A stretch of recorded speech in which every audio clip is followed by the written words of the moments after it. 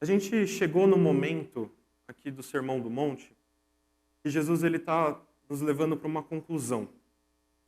O sermão propriamente dito, né, as exortações, os conselhos, o modo como a gente tem que se portar já foi explicado. Jesus explicou já. E aqui a gente está chegando numa conclusão e Jesus está fazendo uma separação a respeito dos discípulos verdadeiros e os discípulos que não são verdadeiros, aqueles que são falsos. E o Senhor ele começa a mostrar que tudo que foi ensinado até aqui leva a um momento de decisão.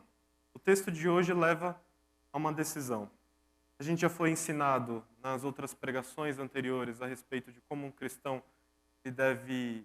Qual que é a identidade de um verdadeiro cristão? Se a gente lembrar das bem-aventuranças, o cristão é aquele que tem sede de justiça, o cristão é aquele que é humilde, é aquele que chora.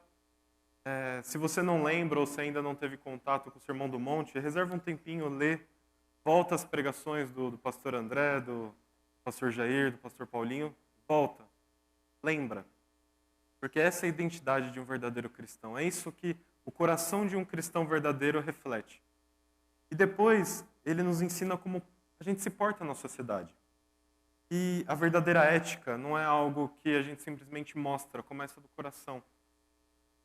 Se a gente lembrar de alguns conselhos que Jesus dá, ele vai falar que o homicídio não é só o ato de matar, mas ele começa na ira, ele começa no coração. Da mesma maneira, o adultério não é só quando você peca, você toma a mulher do seu vizinho, é quando você cobiça, é quando aquilo começa a nascer no seu coração.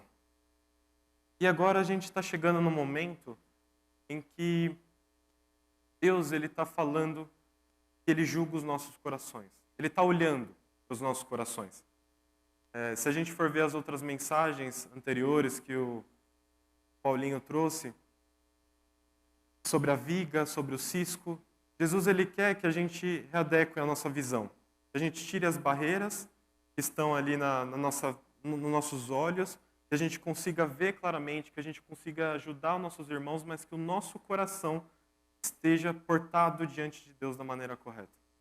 Então a gente já aprendeu tudo isso.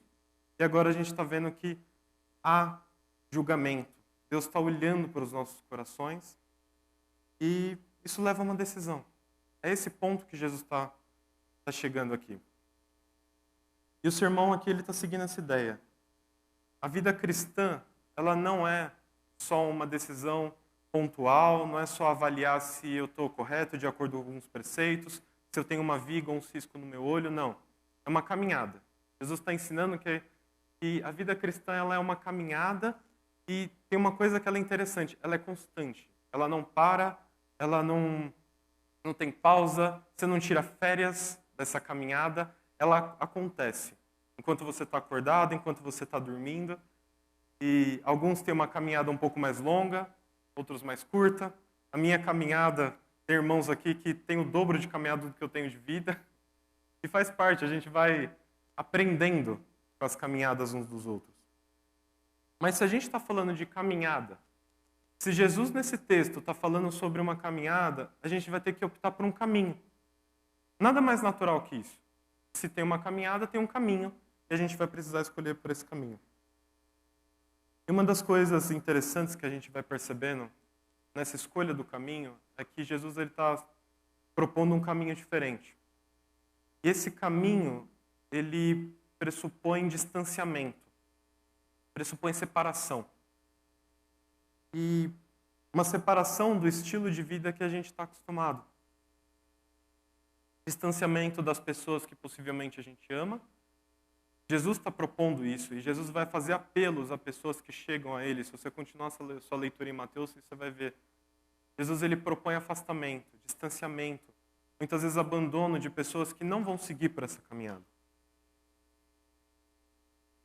E é um caminho que outros já trilharam no passado, mas que para aqueles discípulos que estão ouvindo Jesus naquele momento é um caminho novo. E caminhos que não são muito populares, a gente sabe, eles costumam ser um pouco mais difíceis, né? Você já experimentou, eu acho que todo mundo aqui já experimentou viajar. Quando você viaja e chega naquelas estradas rurais de terra, Enquanto você está naquele caminho que é famosão, aquela estrada que todo mundo passa, você vai que vai, né? Só que aí quando você faz aquele desvio, talvez você tenha que ir para um lugar um pouco mais afastado, é aquele caminho que só tem aquelas marcas da roda, tem até o desenho ali do pneu. Você tem que passar ali. Se você desviar, você vai guinchar, você vai precisar de guincho. E a não ser que você esteja com o ninho. Se tiver com o ninho, você vai que vai. Mas se tiver qualquer outro carro, você vai precisar de um guincho, provavelmente, se você se desviar isso aqui do caminho. E o ser humano, ele tem dificuldade com isso. A gente tem dificuldade com isso porque a gente precisa pertencer. A gente tem essa coisa de querer fazer parte. A gente não quer se afastar. E a gente resiste a esses caminhos diferentes. A gente quer se sentir parte, então a gente adota um estilo, a gente se veste como todo mundo veste, a gente adota movimentos políticos parecidos. Às vezes você nem sabe do que você está falando, mas você gostou e tem um grupo, então você vai. Você vai porque você se sente ali acolhido. A gente quer usar o que todo mundo usa. A gente quer viajar para onde todo mundo vai. Compra o que todo mundo compra. Por que você usa essa cor de roupa? Por que você usa esse caimento? Por que é a calça jeans dessa cor? Porque você viu alguém. Há 1 ano e meio atrás, eu comecei uma nova faculdade. E antes de começar a faculdade, vocês não têm noção do tanto de vídeo de YouTube que eu precisei ver para decidir o curso e para saber qual era o caminho que eu queria seguir. E por que a gente faz isso? Porque nós olhamos uma pessoa de sucesso, alguém que trilhou o caminho, trilhou a carreira que eu estou querendo seguir, eu quero seguir por esse caminho, é natural. Eu quero pisar onde ele pisou. Por que eu vou me arriscar? Por que eu vou para outro? Então, o diferente, ele parece solitário. Essa é a impressão que dá. Parece solitário. Só que essa é a decisão. É isso que Jesus está propondo. Chegamos no momento aqui do sermão que nós precisamos atender um chamado de Jesus. Jesus está chamando seus discípulos para uma caminhada. E o mais interessante é que se você está aqui todos esses domingos, eu não sei, se você que está online, você que está aqui, você já está acompanhando esse sermão, está acompanhando essa série de mensagens, você não é mais ignorante. Eu não sou mais ignorante. Você ouviu quem são os bem-aventurados, você ouviu como você deve se portar, você ouviu como deve estar o estado do seu coração. Ninguém aqui, pelo menos a maioria de nós, não é mais ignorante. Nós não somos mais, não temos mais desconhecimento do que está sendo pregado. Nós sabemos. E agora nós estamos sendo cobrados do que nós aprendemos. Chegou um momento que a gente precisa fazer uma escolha. E o caminho a ser escolhido está nas palavras de Jesus. Eu vou ler mais uma vez. Mateus 7, 13 a 14. Jesus vai falar: entrem pela porta estreita, pois larga é a porta e amplo o caminho que leva à perdição. São muitos os que entram por ela. Como é estreita a porta e apertado o caminho que leva à vida. São poucos os que a encontram. Então, aqui nas palavras do próprio Jesus, ele está convidando os seus discípulos para uma caminhada que é difícil. A gente está falando de porta estreita, caminho apertado, então pressupõe que é difícil. Pressupõe que há obstáculos. E nós precisamos entender por qual motivo. Por que ela tem que ser mais difícil? Vamos voltar para o comecinho do texto, para a gente entender melhor. No versículo 13, Jesus vai falar: entrem pela porta estreita. O convite aqui que Jesus está fazendo, logo no comecinho, ele é imperativo. O verbo aqui é imperativo. Só que, o que isso expressa? O que isso significa? Que Jesus está expressando o desejo dele, a vontade dele que os discípulos entrem pela porta correta. Jesus está expressando aqui.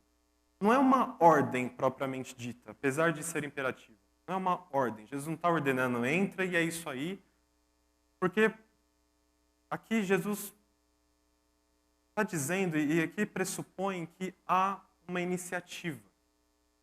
Há uma iniciativa de ir até a porta, de bater na porta, de esperar que abra, de entrar pela porta. Jesus não está chutando ninguém para dentro. Entrem porque é isso aí, vocês já estão aqui, já ouviram até aqui, então vocês têm que entrar. Não é isso. Não é isso que está sendo falado. A porta é para aqueles que tomam a iniciativa. É para aqueles que procuram por ela. Mas aí tem aquela relação, né? Só os verdadeiros discípulos encontram. E aí fica aquela coisa, né? Eu que procuro, mas só quem é verdadeiro discípulo encontra, fica aquele paradoxo, né? Aquele tipo de pergunta, quem que veio primeiro, a galinha, o ovo? E a gente fica naquela loucura na nossa mente. Mas a gente vê exemplo disso em toda a Bíblia. Jesus, ele exige fidelidade de um povo. Se você for olhar o Antigo Testamento, Jesus ele exige que seu povo seja fiel, mas ele primeiro chama o seu povo e espera que eles o busquem. Porque ele mostrou poder, ele mostrou misericórdia, então ele chama e espera que esse povo busque. E da mesma forma, Jesus está chamando aqui seus discípulos. Ele espera que seus discípulos optem pelo caminho correto. Optem pelo caminho verdadeiro. E aí tem um contraponto. Jesus ele vai continuar falando no versículo 13 ainda.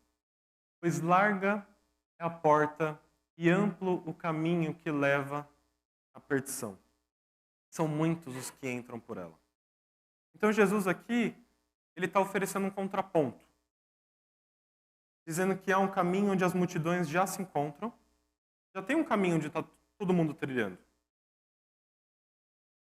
E, como a gente viu, caminhos largos e espaçosos, eles costumam ser famosos. Onde está todo mundo trilhando.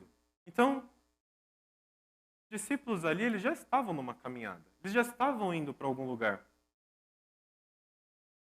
E é esse o contraponto que Jesus utiliza para fazer o apelo dele.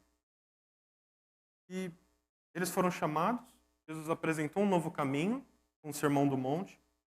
Eles precisam avaliar.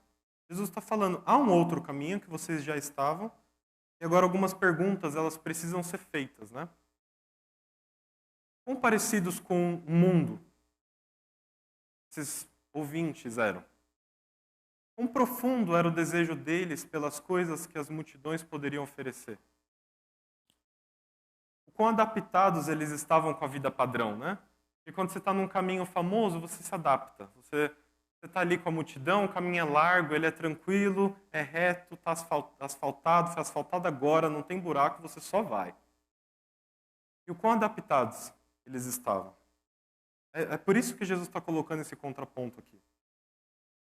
Esse contraponto ele pode ser utilizado como um teste, para que os ouvintes de Jesus identificassem onde eles estavam, para qual caminho eles estavam percorrendo. E Jesus ele vai expandir a ideia no versículo 14, ele vai falar como é estreita a porta e apertado o caminho que leva à vida.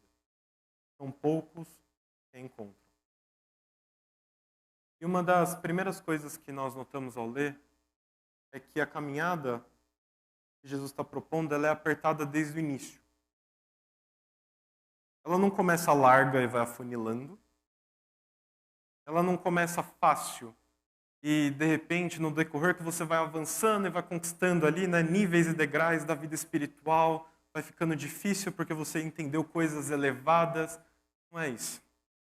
Ela é apertada desde o início. Ela não é um jogo de sobrevivência. Ela não é o programa no limite, que você vai fazendo provas e você vai ali e vai eliminando pessoas. Não é um jogo. Jesus não está convidando a gente para jogar. Ele está falando para a gente entrar numa porta que ela é apertada e que o caminho é apertado desde o início. Eu queria compartilhar com vocês 3 pontos que são importantes destacar, coisas que não cabem nesse caminho. E a gente vai aprofundar, a gente ainda vai responder por que esse caminho é difícil, mas tem 3 pontos que eu queria compartilhar com vocês. Primeiro é que mundanismo, e aqui eu estou usando essa palavra aqui entre aspas, né? Ele tem que ser abandonado para entrar no caminho que Jesus está propondo.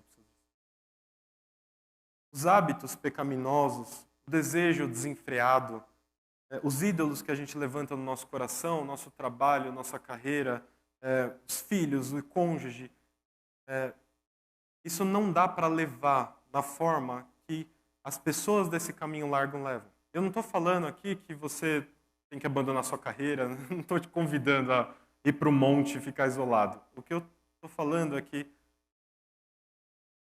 as coisas precisam estar definidas com prioridades nos nossos corações. Hoje a gente vive num momento em que carreira é o alvo. Seu trabalho, os seus recursos, a sua vida depende de onde você consegue chegar no seu trabalho, da posição que você se estabeleceu na sua empresa. E isso é um Deus. Eu tenho identificado, pelo menos na minha geração, no pessoal da minha idade, isso está virando um Deus. Sucesso, dinheiro, independência. E, irmão, faça planos. Eu faço os meus. E é difícil. É difícil não tratar isso como um Deus, muitas vezes. Mas isso não cabe para a caminhada cristã. Isso não cabe para a caminhada que Jesus está propondo aqui. Não dá. Não dá. O amor ao dinheiro não entra. E é difícil também, eu sei. Os boletos chegam, às vezes você fica ali controlando, você não sabe o que fazer, bate ansiedade. Mas Jesus prometeu durante o sermão. Se você leu e se você estava aqui, você ouviu. Jesus, ele cuida. Jesus, ele dá o que nós precisamos. Ele fala para a gente buscar o reino de Deus. E buscar o reino de Deus é estar nessa caminhada. E tem um segundo aspecto, é que o eu não entra. O nosso estilo de vida, o que eu quero, os meus planos não cabem nesse caminho, não entram por esse caminho. Essa caminhada ela exige um padrão de conduta. E o padrão de conduta é aquele que Jesus estabeleceu. Jesus ele não só pregou, ele viveu. Ele deu exemplo. Aqui ele expôs um sermão, mas ele mostrou com a vida. E a caminhada, ela pressupõe esse padrão de comportamento. E o padrão de comportamento que é estabelecido é o de Cristo. Cristo estabeleceu um padrão. E lógico, aqui eu falo com muito temor, né? Porque é difícil. A gente falha, a gente erra. Muitas vezes a gente está bem distante do que Cristo planejou, da maneira como nós agíssemos. Mas é por isso que nós podemos usufruir dos benefícios do que Cristo fez por nós. A gente pode usufruir disso. A gente pode olhar para Cristo com esperança e receber os benefícios da vida perfeita que Ele levou. Essa é a esperança. Por isso que mesmo com falhas, mesmo com erros, a gente pode entrar por esse caminho. Mas precisa de uma atitude de coração. A gente precisa abandonar algumas coisas. Em Gálatas 2:20, Paulo vai explicar melhor isso. Gálatas 2:20 vai falar assim: fui crucificado com Cristo. Assim, já não sou eu quem vive, mas Cristo vive em mim. A vida que agora vivo no corpo, vivo-a pela fé no Filho de Deus, que me amou e se entregou por mim.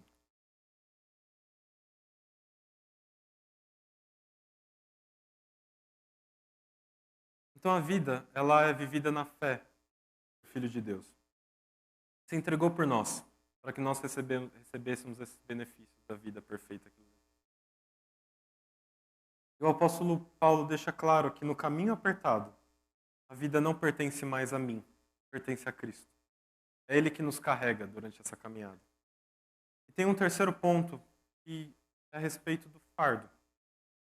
Fardo, na Bíblia, significa culpa, algo pesado que a gente carrega. E tem um livro que eu li há um tempo atrás e que, enquanto eu estava preparando essa mensagem, eu acabei lembrando dele, que se chama O Peregrino. É um clássico, eu acho que muitos aqui já devem ter lido. É um livro que é uma leitura gostosa porque é simples, mas é poético e é perigoso também, porque às vezes você está lendo e você se identifica com os personagens e você fala, não deveria estar me identificando com ele. Dá um receio. Eu estava lendo esse livro e você luta no seu coração algumas vezes. E a história do livro, ele relata um sonho. O narrador ali da história, ele está sonhando, e nesse sonho, a primeira coisa que acontece é que ele vê um homem vestido de trapos. Esse homem, ele está segurando um livro, e ele está visivelmente abalado.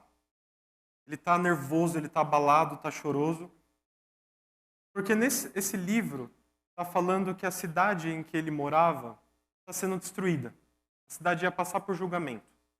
A cidade ia ser destruída e ele seria condenado também.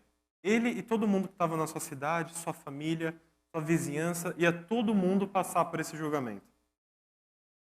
E um aspecto que eu gostei muito, e você estranha quando você começa a ler o livro, é que o nome dos personagens, eles expressam a identidade deles diretamente. Você lê o nome do personagem, você sabe o que é o personagem, o que compõe o coração daquela pessoa. E o nome do personagem, ali, principal, ele se chama Cristão. Esse é o nome dele. Criativo. Ele se chama Cristão. E Cristão, ele está desesperado com o que ele acaba de saber a respeito da condenação. E ele encontra um homem que se preocupa com ele e que vê que ele está abalado. Esse homem se chama Evangelista. E Evangelista explica que a salvação, a cidade de fato seria destruída por conta ali dos pecados, por conta do modo de vida, e o nome da cidade se chamava Cidade da Destruição. O julgamento ia acontecer, era iminente. Só que Evangelista, ele vai falar para cristão que é a salvação. Só que cristão não sabe para onde ir, ele está meio perdido. Ele está com o livro na mão, ele entendeu o que está acontecendo, mas ele não tem caminho. O evangelista fala para ele que ele teria que seguir por uma luz que estava ali longe. Tem uma luz e mais tarde no livro você descobre que a luz ela é a cidade celestial. E durante o livro vai ser chamado também de Monte Sinai, onde Deus estava. Prêmio. E o evangelista vai falar, você vai ter que seguir essa luz, só que não é qualquer caminho que vai levar para esse lugar. Você vai ter que encontrar uma porta. E a porta está logo no início da caminhada. Só que a porta é o início da caminhada. Você vai ter que passar por essa porta primeiro. E cristão ali se convenceu. Se eu vou ser destruído, se eu vou ser condenado, se a minha cidade vai passar por destruição, eu tenho que seguir por esse caminho. E cristão, ele vai lá, ele fala para sua família vê que ele está abalado, só que a família ri dele. E por mais duro que isso pareça, o cristão ele vai ter que seguir a caminhada sozinho. Ele vai ter que abandonar a sua família. E quando ele começa a sair da cidade, a vizinhança começa a caçoar dele. Começa a rir dele. Porque ele estava acreditando numa fábula, numa fantasia, em algo que não tinha nada a ver. Como assim destruição? Como assim condenação? A gente está vivendo nossa vida aqui normal, não tem nada acontecendo, nada excepcional. Então a vizinhança zomba dele. E o único que se propõe a acompanhar ele o abandona no primeiro obstáculo. Ele é abandonado logo no início. E o nome desse personagem ali, que é o abandono, é Volúvel. E acho que eu não preciso dizer mais nada, né? Volúvel é aquela pessoa que muda de direção rápido, que se empolga, mas daqui a pouco já foi, já passou, a moda mudou e volúvel vai. Volúvel abandona no momento que cristão mais precisa. E cristão ali, enquanto ele não chega na porta, ele se encontra desesperado. Ele é abandonado. Só que depois de alguns desafios, o cristão ele chega à porta. Ele consegue chegar. Isso está logo no comecinho da história. E um detalhe que não foi mencionado, que eu ainda não falei, é que cristão, desde quando ele leu o livro, ele estava carregando um fardo. E constantemente ele fala que esse fardo é pesado. Ele ficou lento, ele não consegue andar, ele não consegue se movimentar direito. E ele estava carregando aquilo e aquilo estava dificultando a caminhada. Mas apesar desse fardo, apesar do que ele estava carregando, ele bate na porta e ali quem está ali recebendo abre a porta para ele e ele passa. E e ele é instruído. Depois que ele passa pela porta, ele recebe algumas instruções, porque não daria para ele simplesmente percorrer o caminho. Ele precisaria saber como caminhar. Ele é instruído de como deveria estar o coração dele, da esperança da cidade celestial que estava lá no fim. Ele precisava lembrar disso durante toda a caminhada, porque a caminhada ia ser difícil. Ele precisou ser instruído de que o caminho não permitia desvio. Ele não poderia desviar, ele não poderia se aventurar e ir por outro caminho, tinha que ser aquele. Ele foi instruído. Só que quando ele fala para esse instrutor que ele tinha um fardo e que ele não conseguia tirar por conta própria, quem o instrui fala que ele ainda teria que ficar com o fardo mais um pouquinho. E quando ele sai ali de um castelo, né, que eles chamam, e ele começa a caminhada, ele passa por uma estrada logo no início da caminhada. E essa estrada ela é murada e ela tem um nome. E o nome dessa estrada era Salvação. Logo no finalzinho dessa estrada, no começo da caminhada, tem uma cruz. E ele vê essa cruz, e o cristão ele já tinha lido, né, no livro a respeito da cruz, mas ele só ouviu. Ele nunca viu. Ele nunca experimentou estar próximo da cruz. E quando ele se aproxima da cruz, o fardo escorrega. O fardo simplesmente cai. Não tem trabalho, não é difícil, alguém não precisa ficar puxando o fardo. O fardo escorrega. Simplesmente cai. E cristão, ele louva ao Senhor. Porque ele pôde se aproximar da cruz.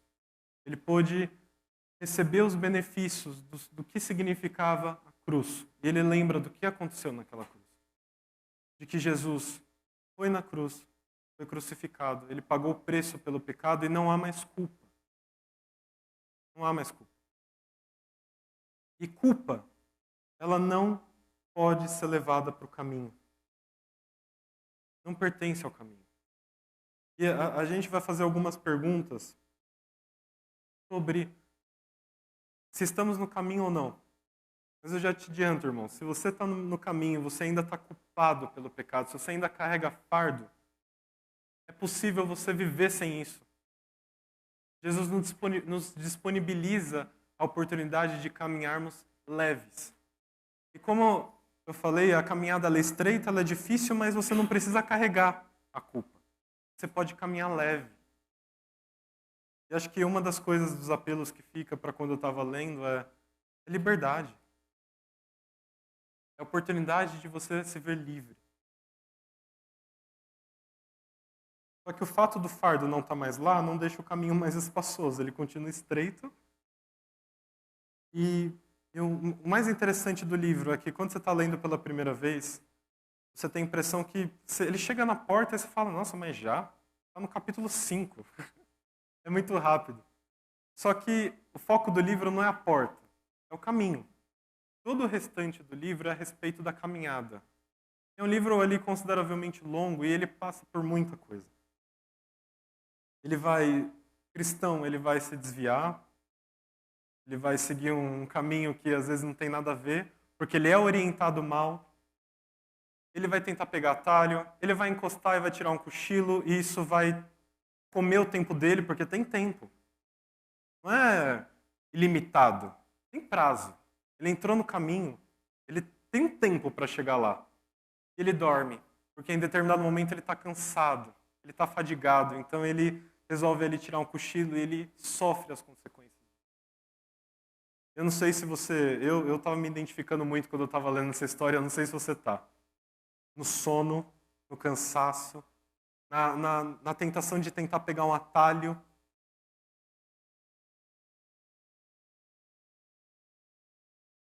E a nossa história, como cristão, esse livro acaba abrindo muita mente, não é só sobre a conversão. Eu admiro aquelas histórias de conversão, de transformação de vida, só que a caminhada cristã não tem a ver com isso. Isso é um ponto inicial. É aquele momento que você lembra, que você teve contato com a cruz e que você se vê transformado. Só que a vida cristã, ela não é só sobre isso.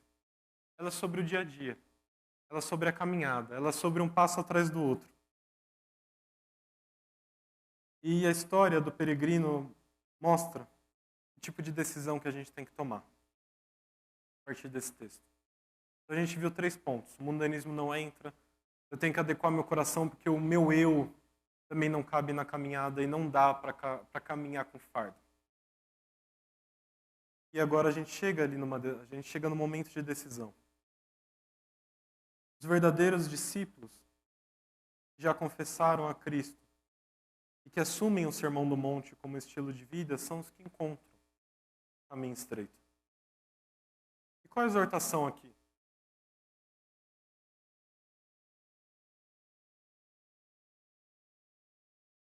O que a gente está sendo exortado? Jesus, ele quer que seus discípulos perseverem. Essa aqui é a mensagem, esse é o ponto, é a perseverança. Na pregação passada do Paulinho, a gente aprendeu sobre o cuidado de Deus e que a gente pode pedir e chegar a Ele. Sabe, com o nosso clamor, com as nossas petições, com aquilo que a gente precisa, porque Deus é um Pai que dá coisas boas aos seus filhos. E a gente pode chegar a Cristo clamando por perseverança. E perseverança envolve algumas atitudes. Então, se você ou eu, se a gente adormeceu no caminho, é hora de acordar. É hora de se ligar. É hora de voltar. Chega de dormir, chega de descansar. Os que se desviaram, se você ou eu, a gente está tentando pegar atalhos, está na hora de voltar para o caminho estreito. Ele é difícil, mas ele é o único caminho que chega, não tem atalho. Jesus está chamando a gente para retomar o foco. Se você pecou ou se você ainda se vê com culpa, é o momento de clamar ao Senhor, clamar por perdão. Porque se a gente está aqui, isso é uma coisa que foi pregado muito no meu coração enquanto eu estava preparando. Se eu ainda estou lendo esse texto, se eu ainda estou vindo aqui para a igreja, se eu ainda estou participando dos cultos, é porque ainda dá tempo. Eu ainda posso ir até Cristo, eu ainda posso me livrar do fardo, eu ainda posso restaurar minha comunhão com o Senhor. Não é perdido. Não é, eu fiz isso, eu fiz aquilo, eu cometi aquele deslize, eu fiz aquilo, cometi esse pecado de novo e acabou. Não acabou. Se a gente está aqui é para receber perdão. É para se ver livre da culpa. Então, meu irmão, está na hora da gente buscar restaurar a comunhão com Deus. O Senhor Jesus está nos chamando para perseverar. E aqueles que talvez não encontraram a porta? Porque há uma porta, ela precisa ser buscada. Como eu sei que eu encontrei? E talvez você está aí online ou você está aqui presencialmente. Você está aqui pela primeira vez, você não sabe muito bem o que está acontecendo, que caminho que é esse. Esse caminho é o caminho de salvação. E às vezes você não sabe se você encontrou a porta. E algumas perguntas nos ajudam. Eu confesso o Senhor Jesus como o único Senhor e Salvador. Eu boto minha fé nele como aquele que me salvou do meu pecado, da minha culpa, da condenação que ainda vai vir. Eu creio que Jesus morreu pelos meus pecados. Eu creio no sacrifício de Jesus, no sacrifício substitutivo de Jesus. E que eu posso usufruir dele através do arrependimento. Eu creio que o Espírito é capaz de me vencer do pecado. Porque muitas vezes a gente aceita o perdão, a gente aceita a culpa. A gente aceita a libertação da culpa. Às vezes a gente duvida que o Espírito ele é de fato poderoso para nos livrar, de nos fazer vencer. Só que tem uma pergunta aí que eu acho que talvez resuma tudo. Faça essa primeiro. Você ao menos buscou a porta? E estar aqui sentado e cumprir uma agenda dominical não é buscar a porta. Porque a porta é exclusivamente para aqueles que buscam. E eu já te adianto que você não vai encontrar sozinho. Se você tentar, não vai dar certo. Eu vou cantar essa bola para você desde o início. Você precisa ser guiado. E o legal da gente estar aqui é que nós estamos sendo guiados até a porta. Então, se você ainda não encontrou, se você ainda está meio perdido, Clame ao Senhor. O peregrino, ele é guiado até a porta pela palavra do evangelista, pela esperança nas palavras dele. Clame ao Senhor para que você encontre. Para que você que está aqui online, na sua casa, que você encontre essa porta. Somente o Senhor é capaz de convencer você, de colocar no seu coração o clamor necessário para buscar. E você pode buscar do jeito que você sabe falar. Deus, ele não dispensa um coração que está contrito, um coração que entendeu, um coração choroso. Deus, ele não dispensa, ele não rejeita. Ele quer salvar, ele quer mostrar o caminho de entrada. E caso você tenha respondido não a algumas dessas perguntas que eu coloquei, clame ao Senhor. Acho que esse momento de culto é sobre isso. É sobre nós clamarmos ao Senhor para tirar isso. Tirar esse fardo.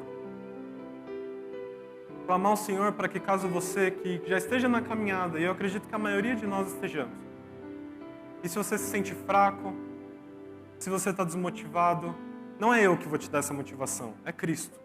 Você precisa clamar a Ele. Eu não posso fazer nada diretamente, eu não tenho poder para isso. Mas Cristo tem poder. Ele pode te dar ânimo, Ele pode te motivar, Ele pode te colocar de volta.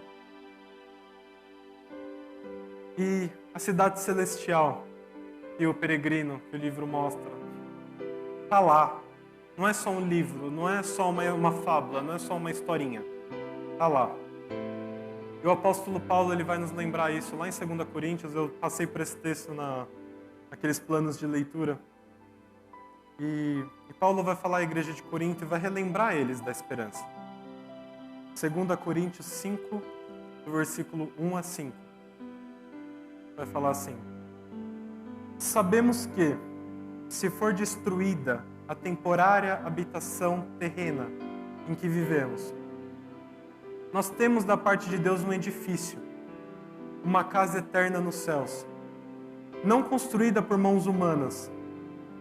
Enquanto isso, gememos, desejando ser revestidos da nossa habitação celestial, porque estando vestidos, não seremos encontrados nus.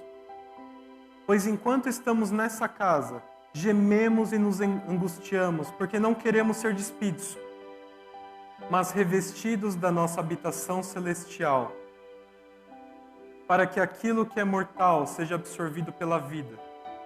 Foi Deus que nos preparou para esse propósito, dando-nos o Espírito como garantia do que está por vir.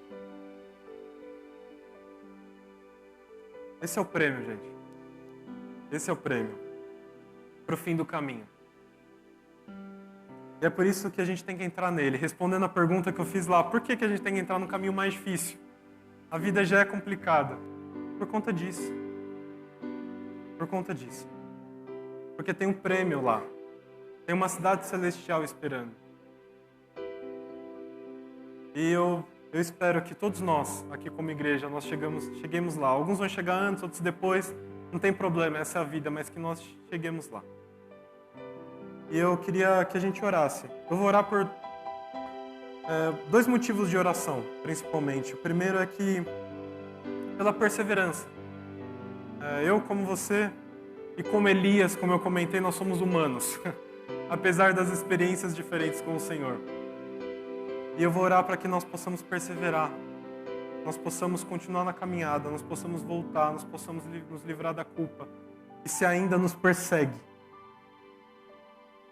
Deus nos dê força. E eu vou orar também para que Deus produza arrependimento. E que você clame comigo. E que se você estiver concordando com a minha oração, se isso fazer sentido, que você vá concordando com ela. E se caso você ainda não esteja no caminho, não tenha encontrado a porta aqui, eu vou clamar para que Deus te leve ao arrependimento dos pecados. E queria orar com vocês, depois a gente vai louvar o Senhor, a gente vai encerrar o culto. Vamos orar? Pai, eu te agradeço, Deus.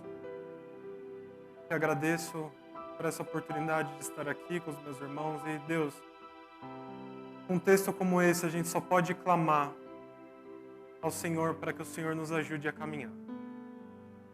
Pai, eu não sei da luta que meus irmãos estão vivendo, alguns se depararam com perdas, com crises familiares, crises financeiras, dificuldades de saúde, Pai. É tanta coisa que a gente tem que encarar. Mas, Pai, nós sabemos que lá no fim nós temos uma esperança e sabemos que nesse momento, agora, o Teu Espírito Santo está conosco e nos faz experimentar esse gostinho de vida, esse gostinho do que há por vir. E, Pai, eu oro pelos meus irmãos aqui, que estão online em suas casas, que eles perseverem, que eu persevere, que eles perseverem comigo, Pai. E que nós, como igreja, a gente possa perseverar, a gente possa se manter no Senhor, possa se manter na esperança que há em Cristo Jesus. Pai, por favor, nos ajuda. Nós precisamos do Senhor, Pai. E eu oro, Deus, por aqueles amados, Pai, que ainda não encontraram a porta, que estão tateando e que hoje entenderam que precisam procurar. Pai, leva arrependimento, leva salvação, leva transformação de vida, apresenta a porta, Pai, mostra o caminho e que esses novos irmãos possam caminhar conosco, Pai, em busca dessa perseverança, em busca dessa salvação. Nos ajuda a clamar, coloca clamor, Pai, e oração na boca deles e que o Senhor se mostre como um Deus salvador, como um Deus que traz esperança, Pai. Obrigado por esse momento, obrigado por esse culto que nós entregamos ao Senhor. Te agradeço, Pai, em nome de Jesus. Amém. Amém.